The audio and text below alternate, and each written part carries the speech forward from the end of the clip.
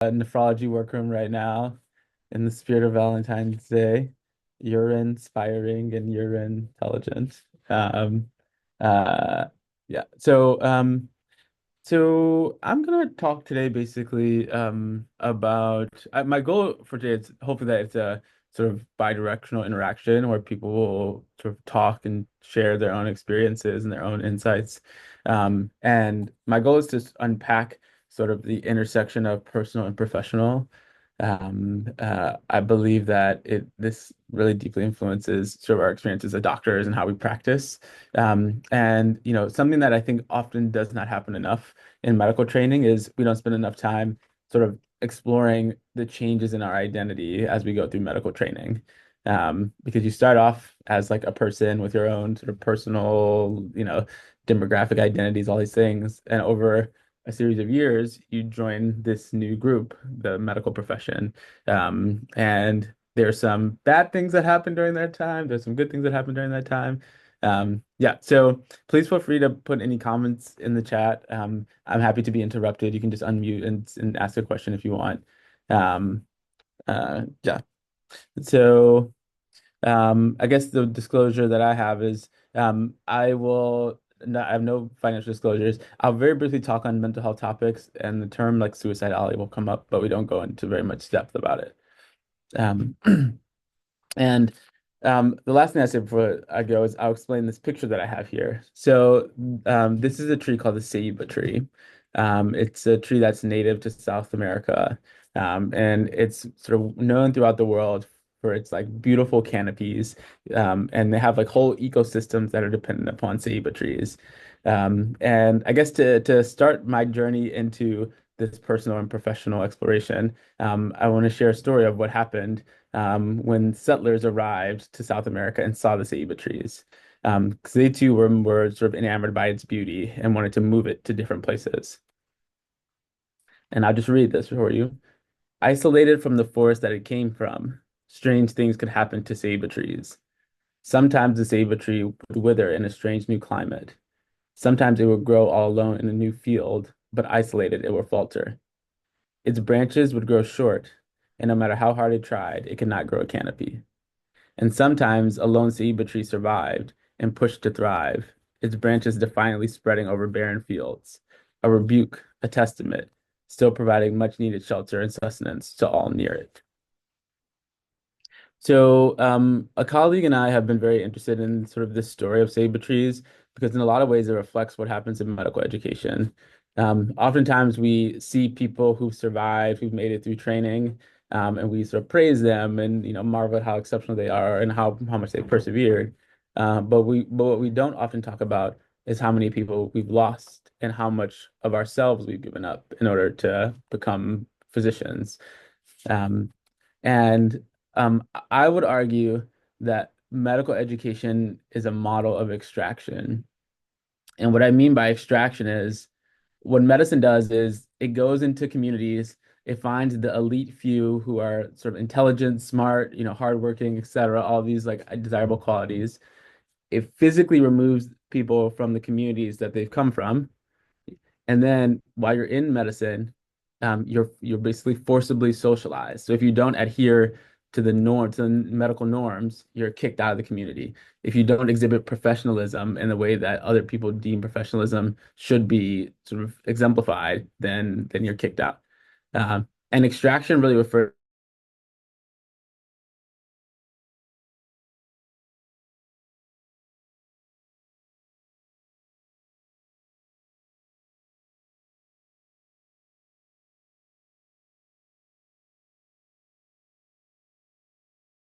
sort of interests and personal interests. So I identify as someone who is a young critical theory scholar.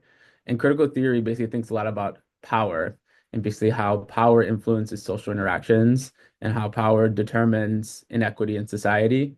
And that in order to make meaningful change in society, you must attend to the way that power is linked to identity. And I think you'll see this idea of power coming up a lot through as I go. But I want to first give you all some specific examples of what extraction looks like and how it manifests when you're in medical training.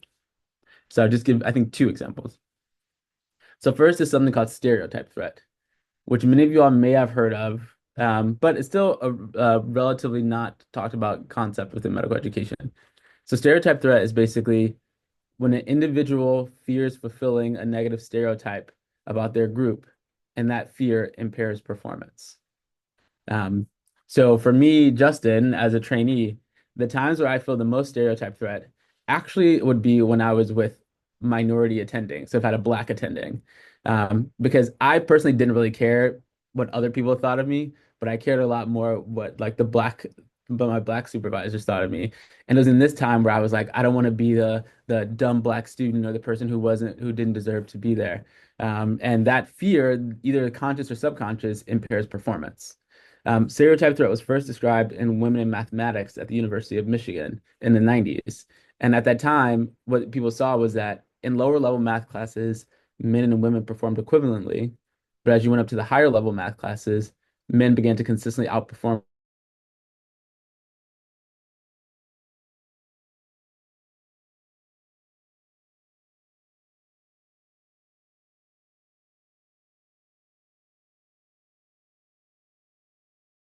or that everyone's watching you, that this phenomenon, stereotype threat occurs, and that actually impairs your performance. And when you remove those negative threats, the performance increases. Um, eh, um, and so, we had some early work that basically showed that stereotype threat was inversely associated with performance in medical students.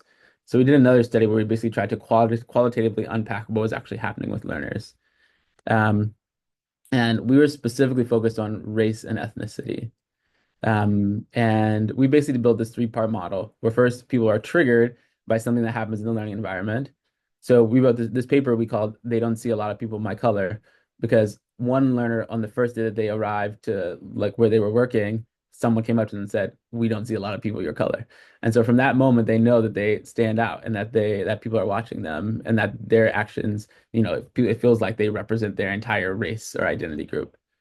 People talk about microaggressions as a big trigger of stereotype threat. And then after something happens, then everyone has to go through this sort of very intense dialogue where you're navigating the professional hierarchy. There's power, especially if the threat comes from a supervisor, whether or not you can challenge them, people are being assessed. And then there's obviously emotional impacts around things. And then people talked about how much energy they spent to try and prevent this from happening again. So one learner talked about how she and her best friend would excessively overdress so that way they were never mistaken for like cleaning staff.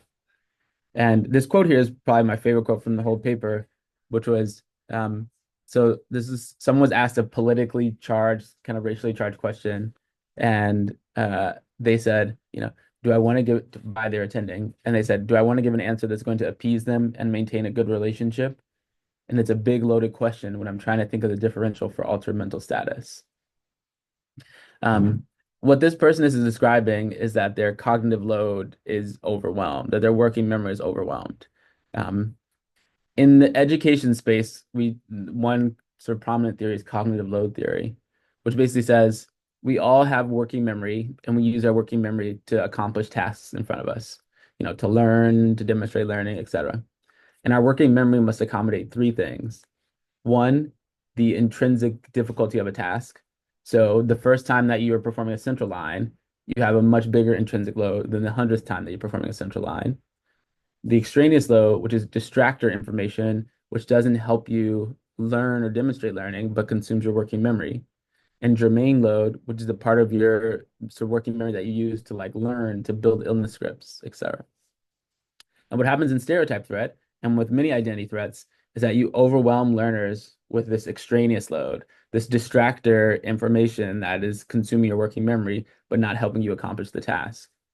And one of the things that I believe very strongly, as someone who also studies assessment, is even in a perfect assessment system where you have these very fair, you have like the optimized scales, everyone's trained, all these things, if you have an inequitable learning environment, then you'll have inequity in assessment.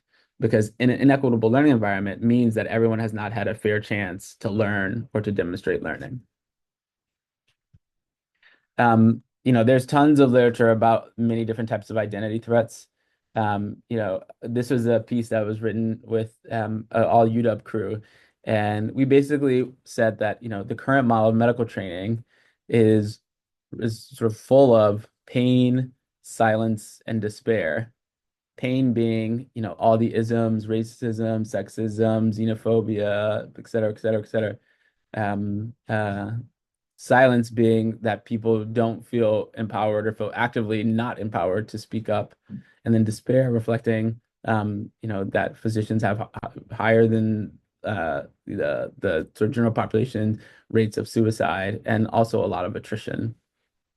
Um, and we propose this peace, love, and hope as tools to transform medical education. And I'll come more to these ideas in a second. And one of the things as someone who's a critical theory, who tries to think in the critical theory sort of realm, critical theorists compared to sort of a lot of the norms of medical education, we don't believe that there is any objectivity that exists. That even when you do a quantitative study, that you make objective decisions that influence the results that you have. And similarly, for qualitative research, the lens of the researcher significantly influences the work that you do.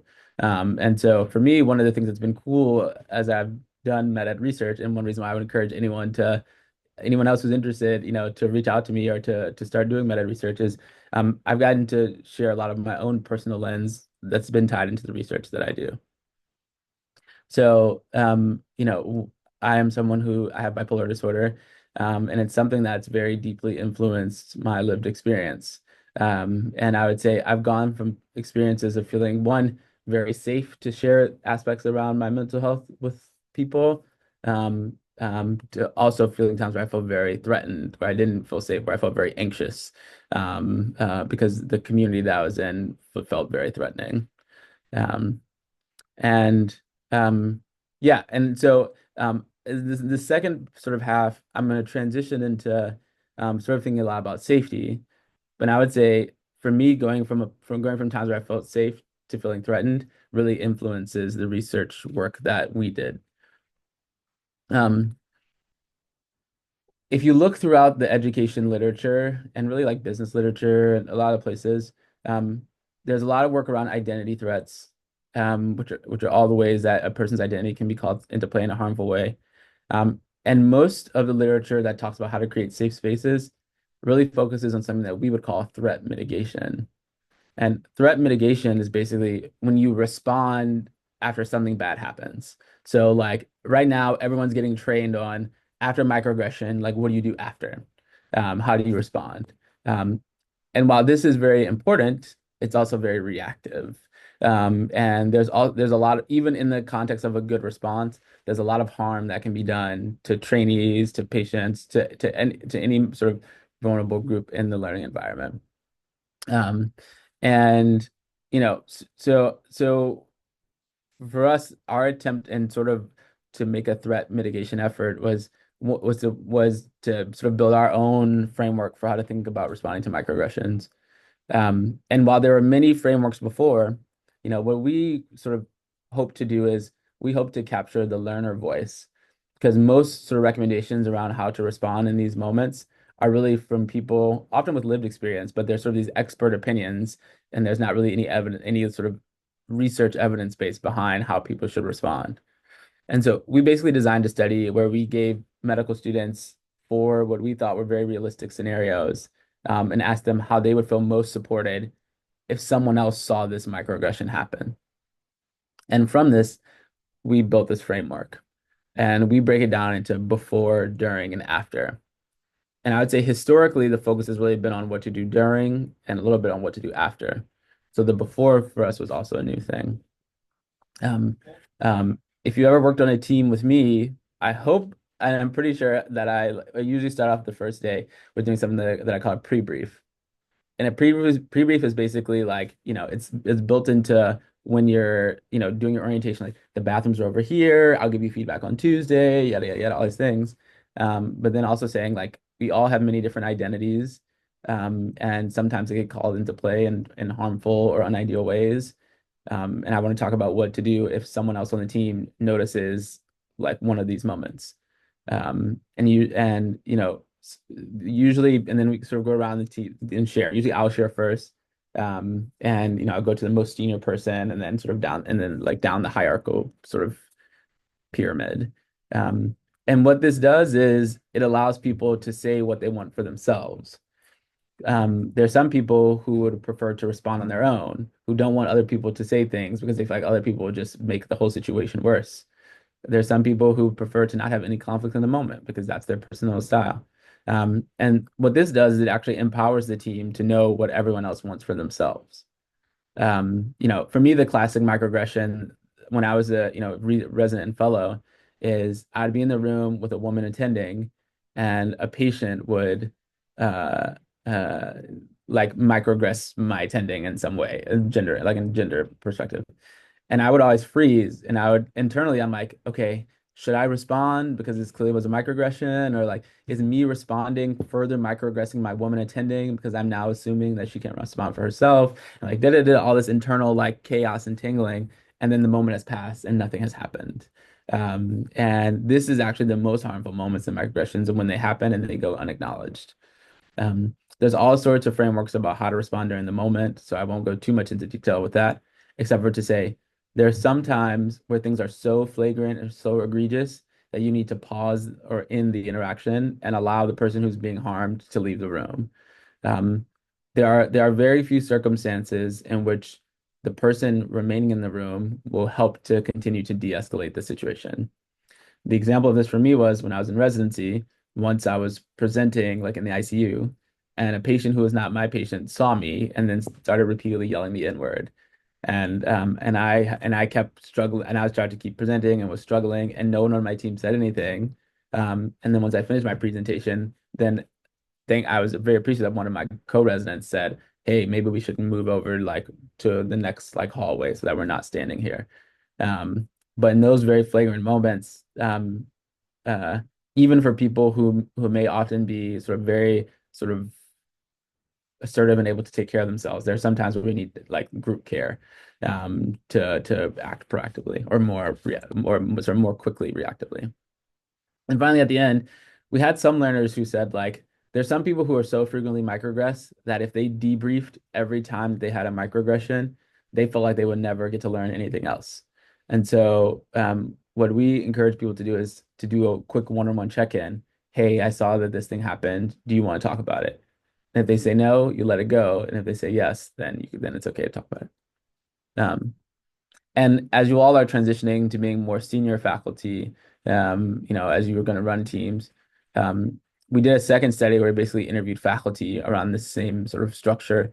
And there were skilled faculty who were recommended by students and general faculty. And the main difference between skilled faculty and general faculty are that the skilled folks, they knew that they were going to mess up, and they believed that those moments where they would mess up were actually very powerful teaching moments. Whereas the people who were sort of the general faculty were more worried that they were like, oh, I have a learner with X identity on my team. I don't want to mess it up. So really having this growth mindset, learners, like it was clear that the learners could feel the difference in these. Um, Okay, so let's get the slide. Okay, so I want to end on talking about safety, and then hopefully we'll have like 15 minutes to talk. Um, so, um, so I spent all this time talking about threat, and when you study like identity threats for a long time, it begins to become very depressing because like you hear like common stories that are consistent through time. You look back and like in some ways things are maybe less flagrant than they were before, but now it's sort of more insidious and sort of harder to name clearly. And so yeah, the question is like, what if we like thought about safety? Um, I'm sure everyone in this like who's listening has heard about psychological safety. Psychological safety is sort of the dominant paradigm that exists in education. And psychological safety focuses on hierarchy. And it says that like when you have hierarchy, when you feel when you're in an environment where it's safe to challenge the hierarchy, you're more likely to disclose errors, to challenge your leaders, etc.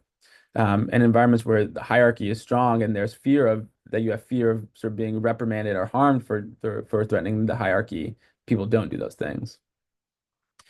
The two main critiques that I have of psychological safety are one, psychological safety, as it's described, always comes from the person who is like hierarchically in a higher position. So the attending has to make the resident feel safe, or the resident has to make the medical student feel safe. It's never described that the medical student creates psychological safety for people above them. And the second is psychological safety talks a lot about um uh like it says, once someone feels psychologically safe, then they'll bring the benefits of diversity. Um, and what I would say is, it doesn't matter how approachable or cool my attending is or how much I feel like I can talk to them. If it's not safe for me to be bipolar in medicine, I won't bring that aspect of my identity, no matter what the psychological safety status is. And so this led us to think a lot more about, if we want to attend to identity, then we should pay attention to identity. I'm going to talk now for this last little bit about something that myself and a bunch of other people have been thinking about, which is this construct of identity safety. And I'm just going to give you a lot of stories through from this one paper that we worked on, which describes this construct of identity safety, which we use. When I use it to mean identity safety is a state where a person feels free to exist as their authentic self. Um, and I encourage everyone to just dream of a world where you could actually be yourself and who you are and not have to worry about how other people would perceive you or what it means or what a physician's supposed to do, but where you actually were able to just be your authentic self. So, I mentioned the word extraction very early on, of physical separation and forced socialization. I argue that identity safety is a form of sustaining, and that sustaining is the opposite of extraction. Here I have a purple scrunchie or two purple scrunchies. And we had a learner in one of our studies who basically told the story about which I call the story of the purple scrunchie. She was a medical student who was very interested in going into one specialty.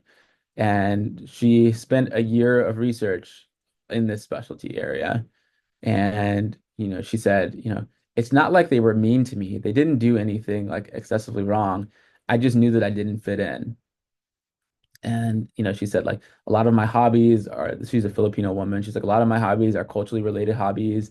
And I felt like no one else would like understand them or share them.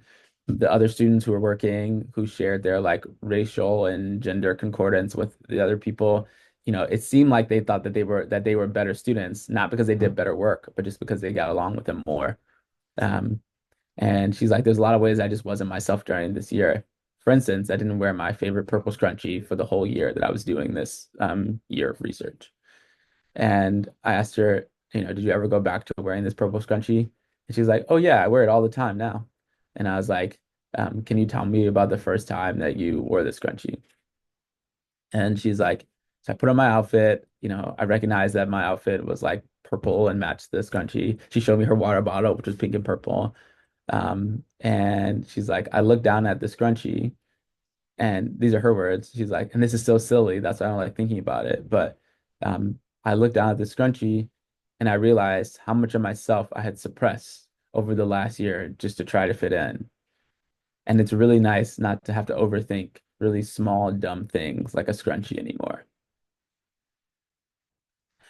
And I love this story because, um, this learner is both acknowledging how small this scrunchie is, but also how huge it is, how much it represented the fact that she had to suppress her like authentic self, because she was trying to enter into this field.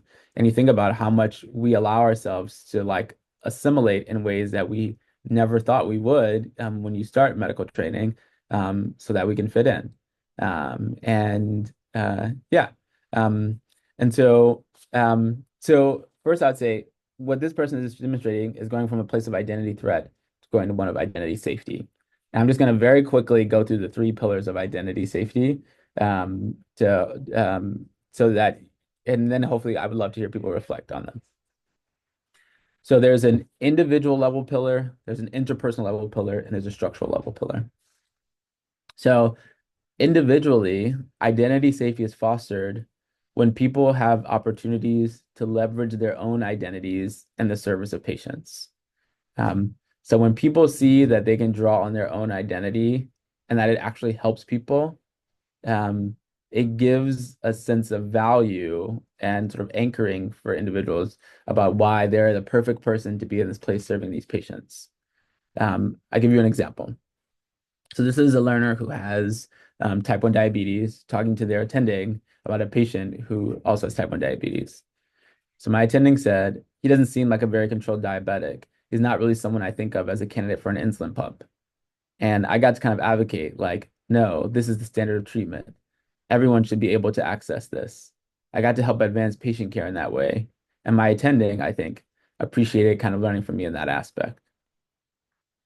So what's happening in this story is that this person is drawing on their own lived experiences of living with type 1 diabetes, and they're using it to advocate for patients. And they're also teaching.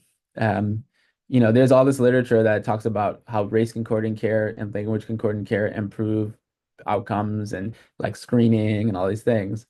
And it's not just that like you put two black people in a room together and they magically like care magically gets better.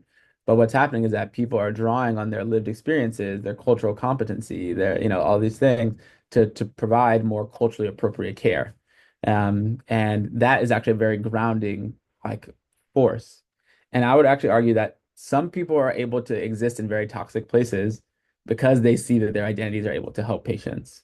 And there's only so much that agency to serve can overpower if you're in a toxic environment for long enough, even if you see that, you are the one like, Spanish speaking provider that is providing care with patients.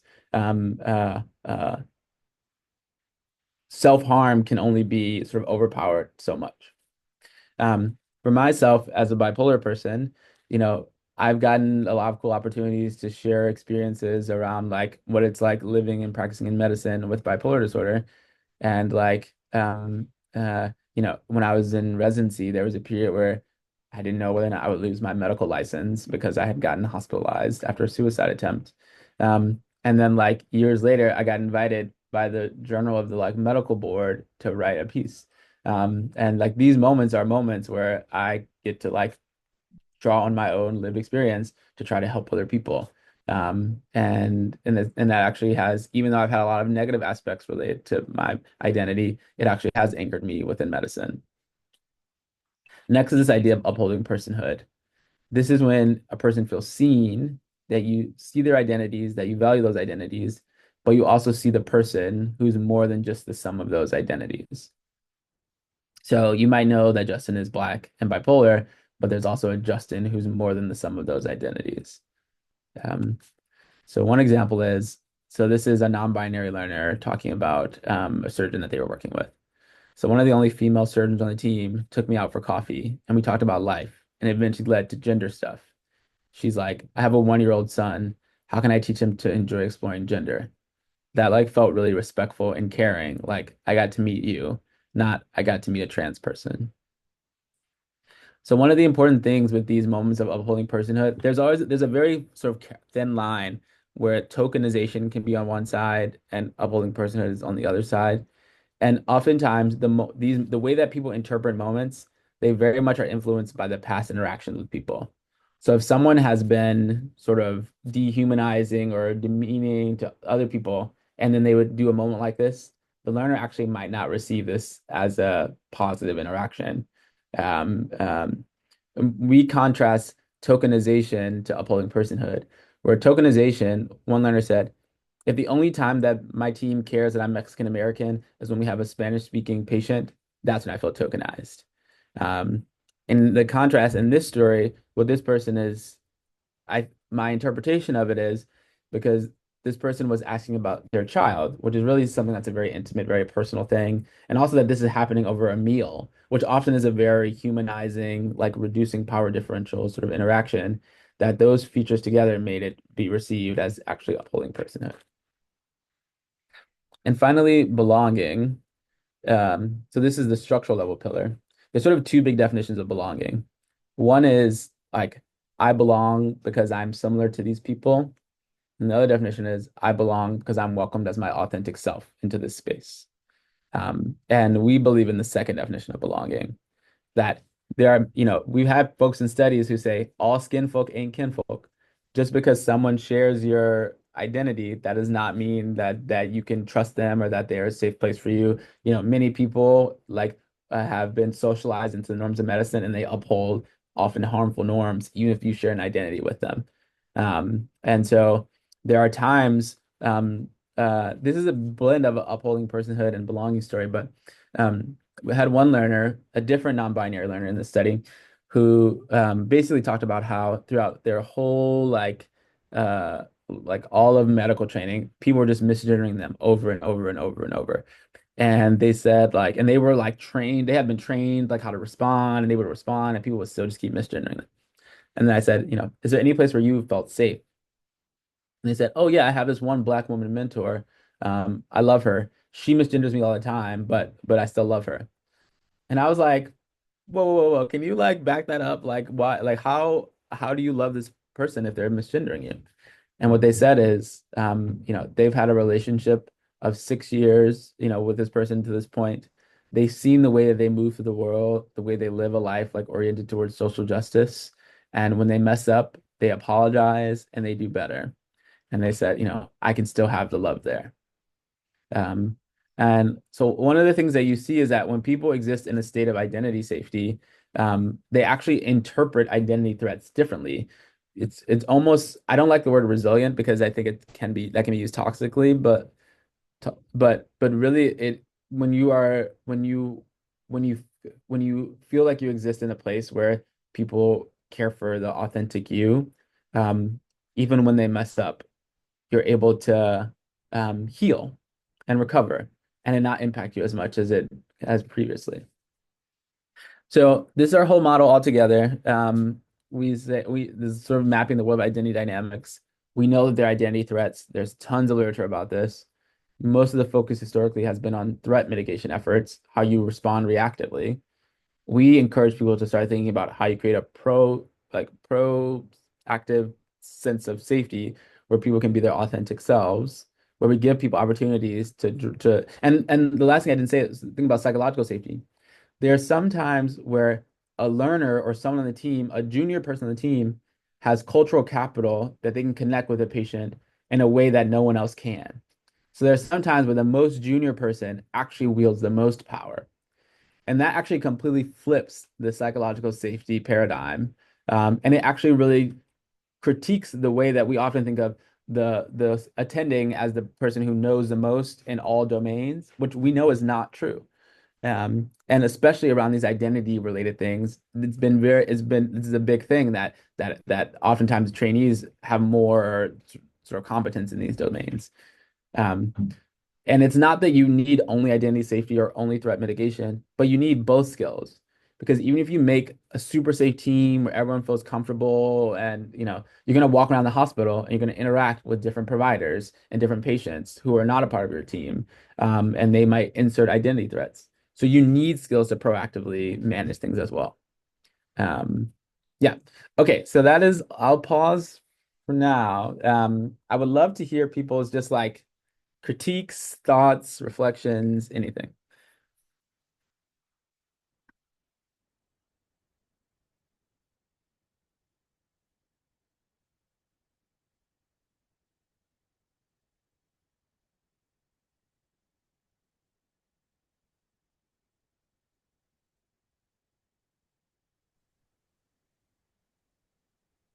I liked what you said about I'm currently an intern, so like not really doing a lot of like intro conversations, but thinking about for it in the coming years, introducing as like I know I'm gonna make mistakes, but I like having the growth mindset as opposed to I can certainly see myself um like being worried about making mistakes. So knowing that like how that's received is a lot more helpful and forward thinking to be like I'm gonna make mistakes. We can hopefully work through it. Let me know how I can improve as opposed to that like being worried feeling was helpful.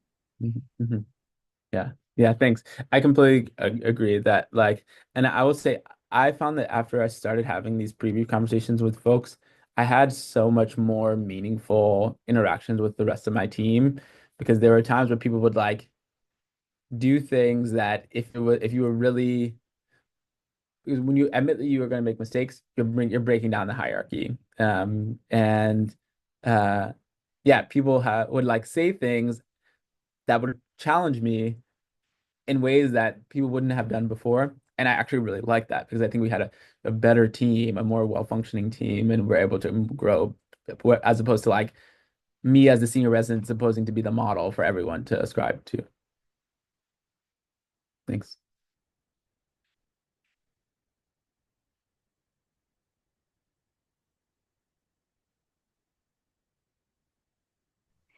Hi everyone. Justin was my senior at UCSF and I just follow him here to UW. I just wanted to say that Justin totally did what he presented today, actually asking all the team members how they want, this microaggressions to be addressed. I think we were at the VA where those microaggressions can happen and did happen. And he actually did just ask what our preference are when those microaggressions do happen. And I think that's very, very helpful. And I actually carry it forward. And I asked that to my interns when I was senioring. So thank you, Justin. Okay, see.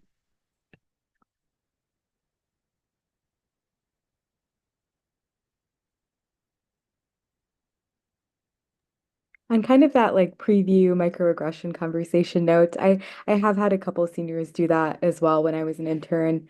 And I think it's really helpful. I wonder if do you ever find it like challenging of like how to deal with if someone, for example, prefers not to address microaggressions like right away in the moment? If you ever kind of like run into something that's like so egregious that you feel like it really should be intervened on and how you balance like respecting what they would prefer on how to Mhm. handle a microaggression situation with like a theoretical that maybe you weren't prepared for. Yeah. Yeah, yes.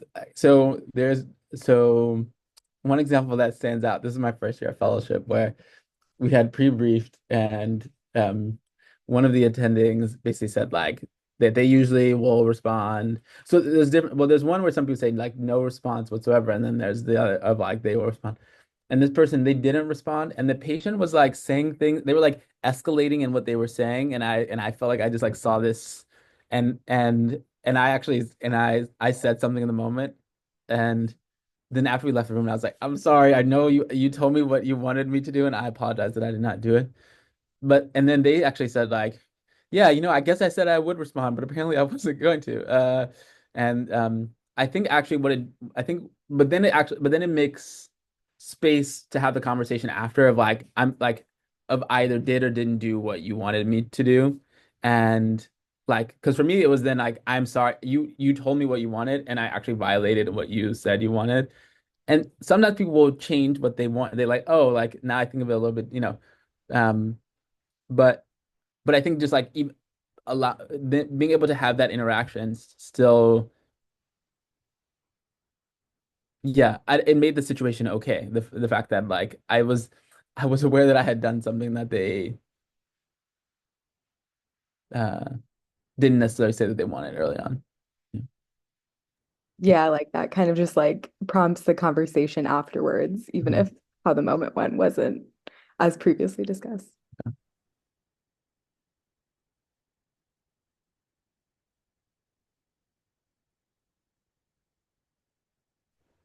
I'm wondering if I can ask a question about an experience that I had recently in the VA.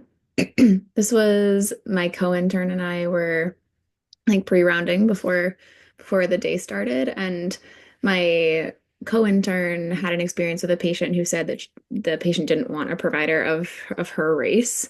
Um, the like my co-intern and I talked to our attending who was ultimately I think sort of struggling about how to respond because his first instinct was to like take that patient off of that intern's panel for the day and like just take care of that patient himself. But then he, I think, was also struggling with the idea of like that would then validate the patient's ability to choose the racial identity of their provider. Um, and I'm wondering if you've experienced anything like that, or how you sort of talk about that with both interns and also the patient themselves, and sort of your thoughts on that. It's a great question. Yeah, it's a very tricky. And I would say it's interesting because we sort of tolerate it in different directions. So like, you know, um, like if a black person said they didn't want a white doctor, I think society interprets it differently than if a white person says they don't want a black doctor. And we can like, there's a lot of unpacking history, whatever all these things. There, there's a few like interactions that are important. So for instance, like as a senior resident, I definitely had patients who fired me who I was like, you can't do that. And then just like and just like kept going with them.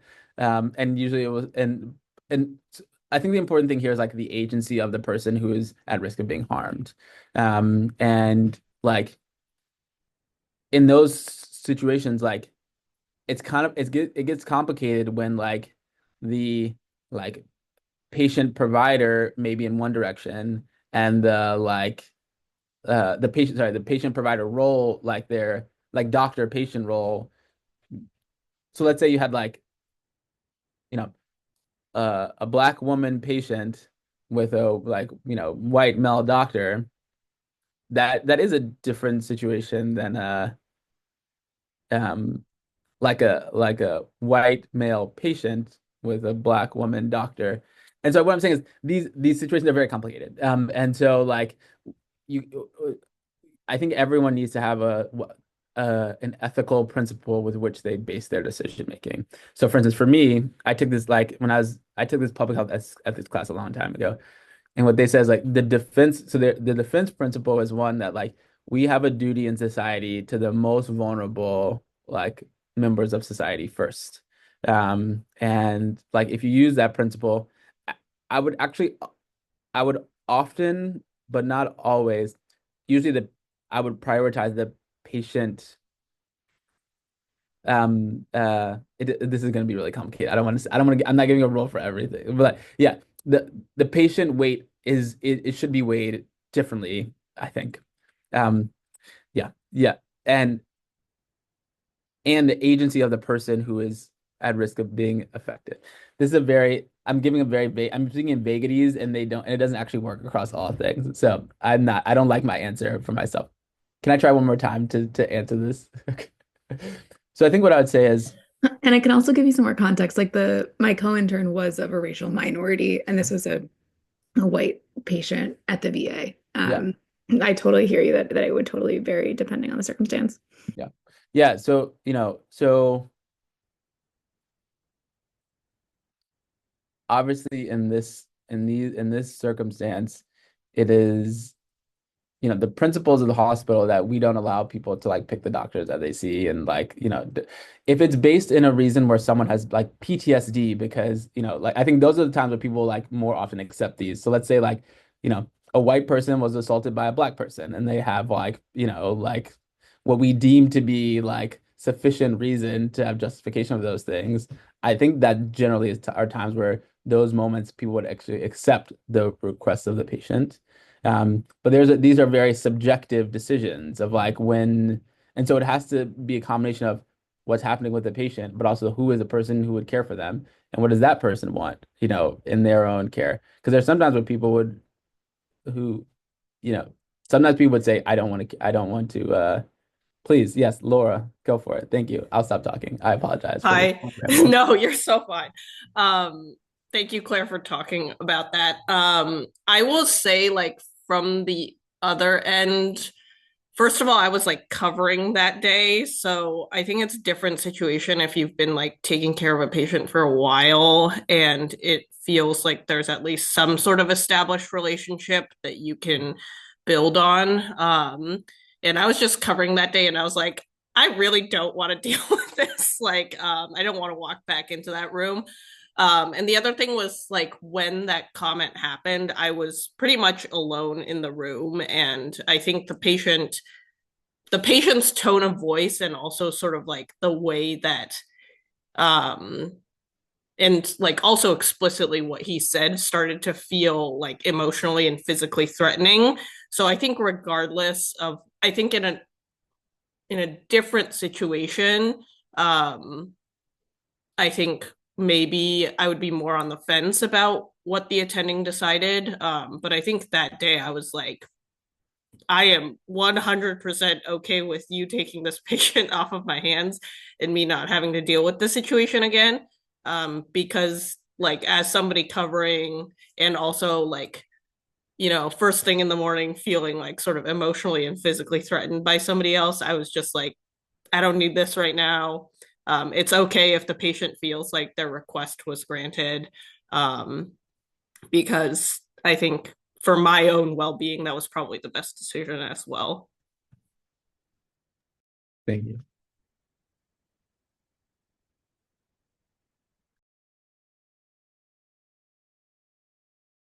Yeah, and just to say, to me, and that sound like it sounds like this ended in the way that you want as well, but like giving power to the person who is at risk of being a threat, under threat in this situation, um, and letting you pick what was best for you. Yeah, I I was gonna echo that statement, and thanks for sharing that, Laura and Claire. And I think that kind of brings up the point, though, that Laura, your immediate safety was addressed, and there was a team decision that was made. But there was also active threatening behavior that was expressed by the patient. And I also, it made me think about a time where on U cards, we had a patient who groped both me and a nurse. And our attending was like, okay, well, they're getting discharged today, so we're just going to let them go. And the reason why I'm just mentioning this is because it felt like these are both macro aggressions, actually, that were then not addressed. That, yes, like we were removed from that situation, but it felt like it felt like there weren't real consequences necessarily to those kinds of things. And I actually feel like our attendings in our system, because it's based so much in altruism and self-sacrifice, or at least that's so much of what pervades through our discussion, that like delivering, I can't come up with another word that's different than consequences right now, to patients for these kinds of actions is like really neglected. And I don't think a lot of us know about safe options to pursue. I don't know, Justin, if you Yeah, are able to yeah, like see solutions, or if there are things that you've seen to address that in the yeah. past. I have thoughts and kind of comments. Thank you for sharing this. When I was a intern, one of my co-interns basically like a patient started masturbating in front of her, and it was very traumatic for her. She was like an early intern, like just I don't know, just to be like so one in the hospital for whatever reason we don't um we don't like that is assault. Like what you just said is assault, right? Like that in any other context, like that is how it would be interpreted. And I completely agree that in medicine, the like ethos of medicine is one where we're serving patients at all costs, at the cost of ourselves. And yeah, and obviously I also like our like carceral like penal system does not like heal. Like it's just like it's a very shitty and all around. There's like, and I think and yeah, I definitely don't have I haven't, you know, I believe that there should be very formalized structures in place so that we're not relying on people like making a decision about whether or not to like escalate this. And because what happens is then it's the sort of then there's this subjective like, do you care? Like, are you a caring person? Do you care about patients that you serve? Like you get this is like this reverse psychology that prevents you from, instead of it being this happened, this is these are like the times where protocols are actually extremely useful. And like when someone is assaulted, this is the protocol that we follow. And yeah, I think that's the yeah, Right, because because you otherwise, yeah, go ahead, please, please, please, please. no, no, yeah. I mean, I agree. I think like in in these cases, you're left with people just trying to figure out what to do without systems in place that allow for like easy maneuvering, or maybe not easy, but structural safety. And I think then I agree, like when you're putting subjectivity into things, and like then you're introducing everyone else's perspective and um, how their identities shape how they perceive what happened, and then that'll shape people's actions. And then it feels like it kind of comes back to you, and then you have to say, like, I just felt in that situation, like I told the patient, well, I used a cursor, but whatever. I told him like to get his hand fucking off me. And that was fine because, that was a safety moment, not my best moment, but whatever. And I could advocate for my nurse colleague, but then all the other parts, I kind of felt like at a loss for what to do because, I don't think I felt like I knew anything, any policy that I could utilize to deliver consequences or, just safely change the situation. And my attending didn't either. And it just like left me feeling kind of at a loss. And I'm sure my nurse colleague felt at a loss too. So I just like, I think it's kind of, and maybe those policies exist, but we're just not aware of them. But certainly no one on my team knew what to do. And I feel like that would be very helpful in having something more clear and having it be very available. Mhm. Be nice. But yeah, I don't know. Kind of sucked. Yeah. It does. Sharmila,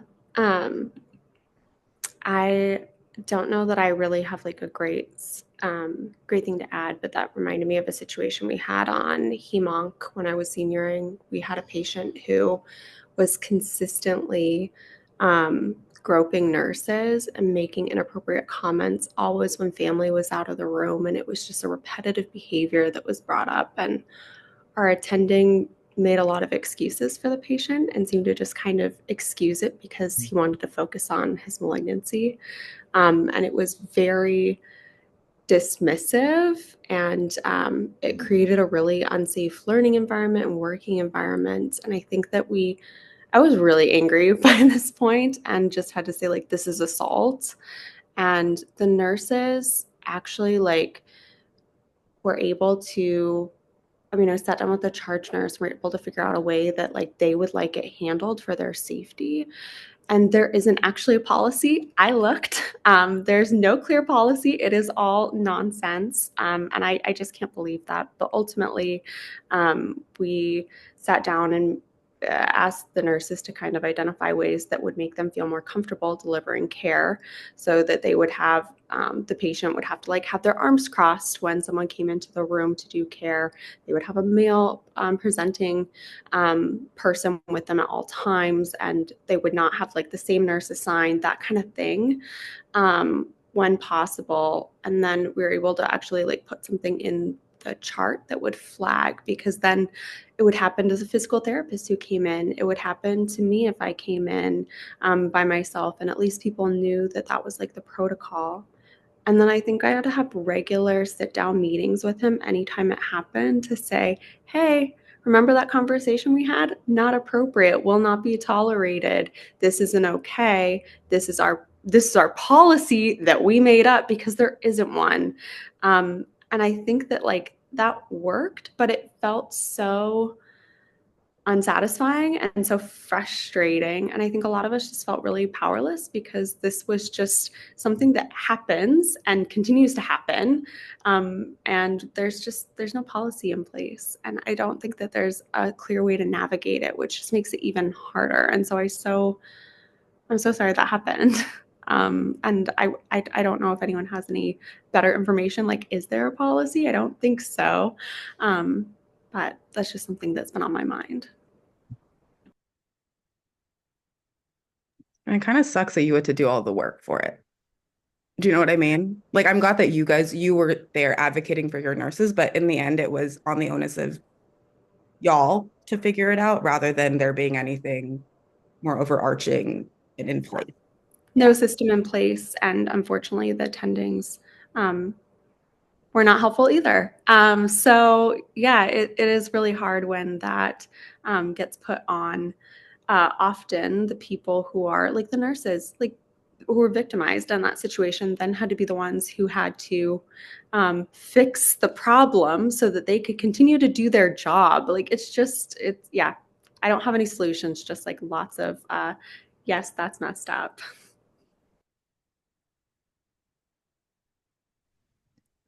Yeah, and I think generally you're saying this, but the for lack of a better word, the shitty part about it all is like the people, in order to like one, there's no system. There should be a system. Like this is not a new like thing that happened all of a sudden now in 2025 or 2024. But then it basically, if you're advocating for a new system, that demands of the people who are already being harmed to try and fight against this resistive system that like of bureaucracy and I don't know. Maybe this could be an equity QI kind of business that our Yeah. chiefs will pass along, maybe. Yeah. Thanks. Yeah. Thanks so much for everyone chiming in. Really difficult situations, and I'm so sorry